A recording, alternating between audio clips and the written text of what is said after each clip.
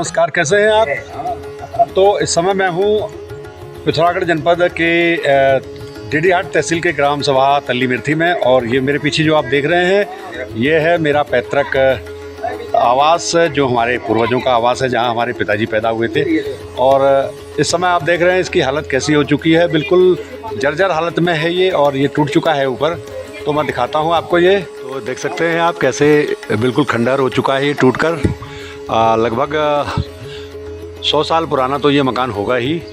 और ये मकान है 3 मंजिला मकान है। तो पहली मंजिल में आप देख रहे हैं ये सामने ये गोट है, और उसके बाद ये ऊपर वाला हिस्सा रहने का है, और उसके ऊपर वाला ये हिस्सा भी रहने का था। तो ये सारा टूट चुका है, और इसमें जो है आज हमारे कई परिवारों के हिस्से हैं इसमें। और शुरू में ये हमारे पूर्वजों का की ये विरासत रही है। तो देख सकते हैं आप ये कैसे इस समय, और इसी तरीके से लगभग सारे पहाड़ों की स्थिति यही है, और पहाड़ के लगभग सारे गांव इसी तरीके से खाली हो चुके हैं। तो कैसा लगा आपको ये मेरा पैतृक आवास, कमेंट करके ज़रूर बताइएगा। मिलते हैं, बाय बाय। तो दगड़ियों, ये आज हमारा पहाड़ यात्रा का चौथा दिन है, और आपने अभी मेरा जो पैतृक गाँव है, जो पैतृक घर है, मेरे दादा परदादा के ज़माने का, वो घर देखा। क्योंकि मेरे पैर में दर्द था इसलिए मैं कहीं जा नहीं सकता था, और मैं जिस काम से आया था, तहसील में मेरा काम था, तो भतीजे को मैंने ये काम सौंपा है। हमारे सुरेंद्र सिंह जी हैं तहसील में यहाँ, तो उन्होंने अभी रिस्पांस नहीं दिया है। तो 2 दिन हो गए हैं हमें यहाँ खाली बैठे हुए। तो हमारी श्रीमती जी गाँव में सभी अपनी देवरानियों जेठानियों से मिलती हुई सारे गाँव में मिल के आ गई है। और इसी बीच में जब वो गोविंद के घर पहुँची तो वहाँ पे एक भैंस की पड़िया जो है मरणासन हालत में उसे मिली। किसी ने उसे ब्याने के बाद वहां मरने के लिए छोड़ दिया था। तो ये ले आई है यहाँ पे बलदा के घर में, सुरेंदा के घर में। तो ये पिला रही है निप्पल से दूध, और शायद इसके बच जाने की आशा है पूरी। और ये जिद पकड़े बैठी है कि मैं इस भैंस की बच्चिया को बचा के रहूंगी। तो यहाँ पे ये थोड़ा शाम का वक्त है, आज साफ सफाई भी चल रही है। तो मैं पैर में दर्द के कारण तो कहीं जा नहीं पाया। तो श्रीमती जी हमारा यहाँ पे जो है लगी हुई है हाथ बटाने में, ये गौशाला की सफाई करते हुए। क्योंकि भैंस की पड़िया लाई है तो खुश है कि शायद बच जाए, और मैं इसे लेके यहाँ बिंदुकत्ता आ जाऊँ भावर। तो लगी हुई है, देख सकते हैं मेरे गांव का सुंदर सा नज़ारा। और ये हमारे भाई लोगों का घर है यहाँ पे, ये है बलदा का घर। तो दगड़ियों, मैं यूं ही समय बिताने के लिए गांव की कुछ चीज़ें देख रहा था, और मनन कर रहा था कि जब मैं वर्ष 2002 में पहली बार अपने गांव में आया था।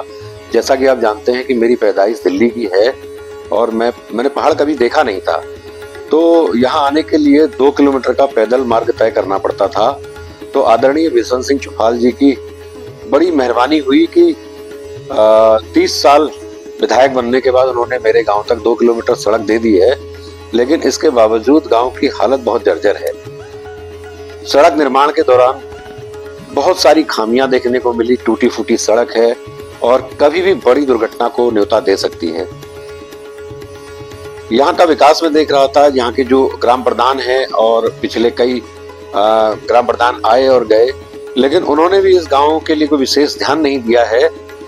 तो यहाँ गांव की जो समस्या है, बहुत सारी समस्याएं हैं जिसकी वजह से पलायन हुआ है इस गांव में भी। तो मैं चाहता हूं जो नए हमारे ग्राम प्रधान निर्वाचित हुए हैं, बीडीसी मेंबर निर्वाचित हुए हैं, और जो जिला पंचायत सदस्य निर्वाचित हुए हैं, वो इस गांव की तरफ ध्यान देंगे और इस गांव के विकास और डेवलपमेंट के लिए काम करेंगे। मैंने जो देखा गाँव में, यहाँ पे सिंचाई की सबसे बड़ी समस्या है। खेती बाड़ी के लिए सिंचाई की जो नहरें पहले बनी हुई थी, वो कुछ सड़क बनाने के दौरान टूट गई, और कुछ वैसे टूटी हुई हैं। ये हमारे गांव का देवालय है। सन 2002 में जब मैं यहाँ पे आया था तो इसकी हालत बड़ी खस्ता थी, लेकिन अब यहाँ पे फर्श वगैरह बहुत बढ़िया कर दिया गया है। तो यहाँ पे शिवरात्रि के दिन मेला लगता है हमारे गाँव में। ये यहाँ पे देख रहे हैं आप, ये दूर से मैं ये तस्वीर ले सका हूँ। तो यहाँ पर टूटी हुई कूल और ये खेत जोतती मशीन दिखाई दे रही होगी, और ये कूल जो आप देख रहे हैं ये सब टूटी हुई है। अगर ये कूलों की मरम्मत हो जाए तो इन खेतों में हरियाली पुनः लौट सकती है, और गांव के किसान फिर से अपने जो पारंपरिक बीज हैं उनका उत्पादन कर सकते हैं।